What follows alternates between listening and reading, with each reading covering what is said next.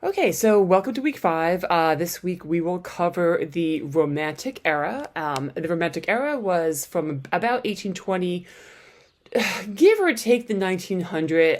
The actual definition of the close of the Romantic era is a little nebulous due to the fact that styles between the Romantic era and the ensuing modern era would really cross, and some composers would stick to the romantic ideals, whereas other composers went full bore ahead with more modernist ideals. And again, we'll talk about that next week when we get to the modern era.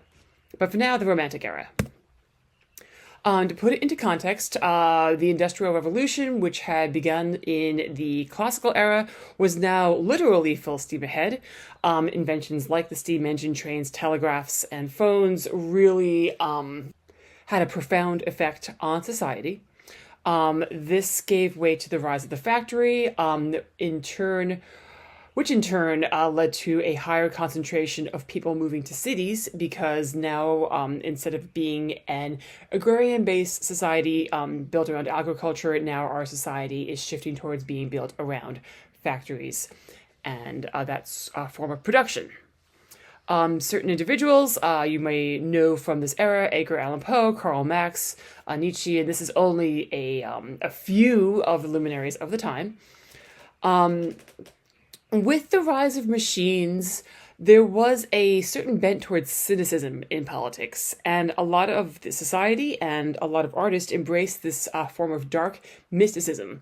You'll find that this is also analogous to the Victorian era, there was a lot of enthusiasm for the arcane, for the occult.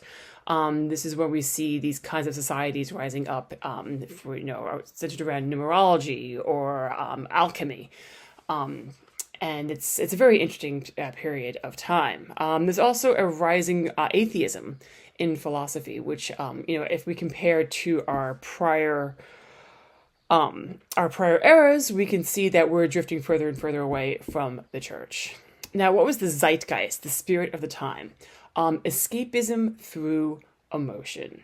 And you can think, Victorian society, its rules that was very, very repressed.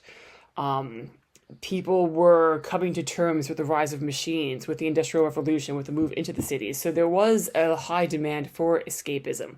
And this was represented in the arts through the macabre, through nostalgia and nationalistic styles. So again, as I said, the Industrial Revolution continued unabated, really shifting the whole living situation over to something that was much more urban. And art tended to respond to this through two styles, as I mentioned, the macabre, which is the dark, fantastic, and supernatural, and something known as nostalgia, especially for nature or a more idyllic existence, which fewer and fewer people were able to experience due to the influx of the population moving to cities. In terms of transportation, there's a lot of increased mobility, which helped to heighten commercial and cultural connections between cities, between countries. Music publishers were able to distribute music globally, and this is the first time that music was really able to be disseminated like this in a practical amount of time. So musicians were able to tour Europe and the United States. And this is really opening up whole new worlds for everybody involved in the artistic industry. And as we've heard about, even now in the 20th century, all of these technological innovations are shrinking the world. Begins with, your steam engine, your steamboats, and now in the 21st century, we have the internet and everything that comes with that. In politics, most of the revolutionary period had ended at this point, but there was an impulse to achieve the goals, especially of the French Revolution, to keep the monarchy in check and keep the middle class alive and thriving. People began to perceive their social identities on the basis of a shared language and culture. Not that they didn't before, but now we're really seeing the rise of the nation state, especially in Europe.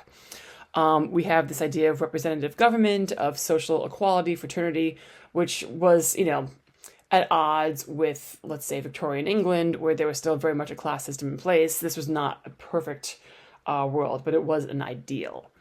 And music expressed this political ideal and rallied support for these causes. And this, in addition to, the shrinking of the world, led to something called nationalism, which we will explore right now. And we'll explore a little further in depth later in these modules. So nationalism was based on a shared language and culture as a basis for social identity.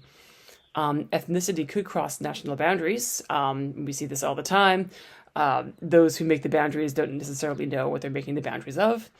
But music was a powerful outlet for the expression of nationalistic feelings during the Romantic era, and many composers expressed a sense of national pride through their music. And we're going to take a little tour of a bunch of countries in Europe that boasted nationalistic composers, and we'll see how their works embodied their country.